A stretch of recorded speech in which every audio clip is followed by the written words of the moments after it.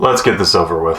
Hey everyone, welcome back to my channel. Today I want to talk about the new movie, Cocaine Bear. I read the actual story of the Cocaine Bear a couple of years ago, so I know what really happened, and I was interested in seeing what this movie had to offer. And then I found out that this movie was directed by Elizabeth Banks. And as I sat there and the movie's open, I started to cry. I watch these things so you don't have to. The synopsis is as follows. After a 500-pound black bear consumes a significant amount of cocaine and embarks on a drug-fueled rampage, an eccentric gathering of cops, criminals, tourists, and teenagers assemble in a Georgia forest. So without further ado, let's get into the 6 things that make a movie great.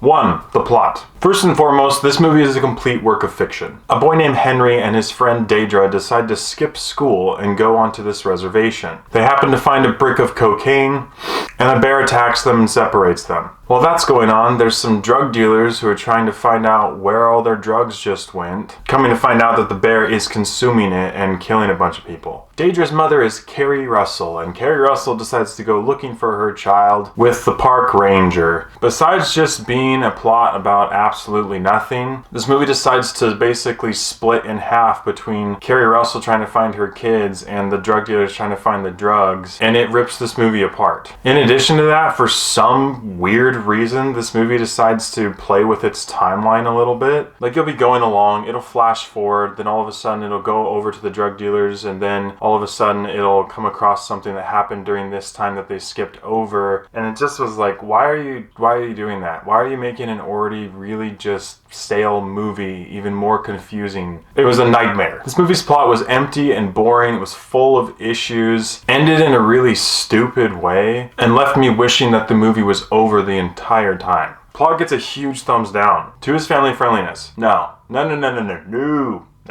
one's kind of obvious. This movie is full of blood and gore, profanity all over the place, and obviously a lot of drug use. You see limbs ripped off, entrails spilling out, and a lot of like Final Destination level crap going on. Absolutely not family friendly, thumbs down. 3 is acting and script. First and foremost, just have to say R.I.P. Ray Liotta. I really liked some of his movies in the past, and I will do him the honor of not associating this movie with him whatsoever. The good part is he's barely in this movie. The only acting performance worth noting in this movie comes from Christian Convery as Henry. I feel like that kid's got a bright future. He's really funny. He can deliver lines. And while this movie had some decent actors and actresses in it, I'm going to do my best to forget that they were ever in a movie like this, because none of their performances were very good. And the script of this movie, absolutely abysmal. Look, the only reason why this movie had anything going for it was because it had build up to the fact that it was going to be this bloody, gory, really funny movie that was just ridiculous. Was it bloody and gory? Yeah. Was it ridiculous? Yeah. Was it funny? Not even close. I chuckled maybe once or twice, and one could even argue that I just breathed out harder than I normally do. None of the lines in this movie were clever. It was all just really dumb humor that wasn't even humor. I honestly don't know that whoever wrote this movie actually knows what humor is, because it was that bad. Acting and script get a thumbs down. 4 is character development. No one in this movie is developed literally at all. And one could even make the argument that character progression isn't even present in this movie. You don't care about any of these characters, and they don't tell you anything about them besides maybe their job title. But near the end of the movie, Elizabeth Banks tries to throw this little half-hearted character twist in that was about as poor as Oliver Twist was, and somehow inexplicably made this movie even worse. Oh gosh! They didn't waste any time with character development, so I'm not going to waste any more time on this area of critique. Character development gets a huge thumbs down. 5 is visuals and CGI. Look, the CGI bear is CGI bear. It wasn't the worst, it wasn't the best. It is what it do. The rest of it is just kind of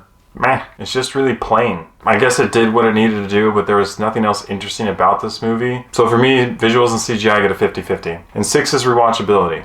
Cocaine Bear is only an hour and a half long, and it felt like it was pushing 3. I would argue that it takes absolutely no talent for someone to make a movie like this, but I'd be wrong. It takes a certain amount of talent to make a movie this frickin' bad. So I must tip my hat to Elizabeth Banks for that accomplishment. You could not pay me to rewatch this movie. Rewatchability gets a thumbs down. With all these areas considered, I have to give Cocaine Bear a 1 out of 10. This movie had a terrible and split plot, bland acting performances, no character development, a bunch of blood and gore, and most importantly, no humor. The only reason why I give it 1 point is because of Christian Convery's performance. So with that being said, do not waste your time going to see this movie in theaters, and do not pay any kind of money to see it, even when it comes out to streaming services. It wasn't just one of the worst movies that I've seen in a long time, it was one of the worst movies that I have ever seen. Take my word for it, or go check it out yourself. Thank you so much for watching. If you've seen Cocaine Bear, I'm sorry. But let me know what you thought about it in the comments below. As always, I appreciate your love and support, and I'll catch you guys and gals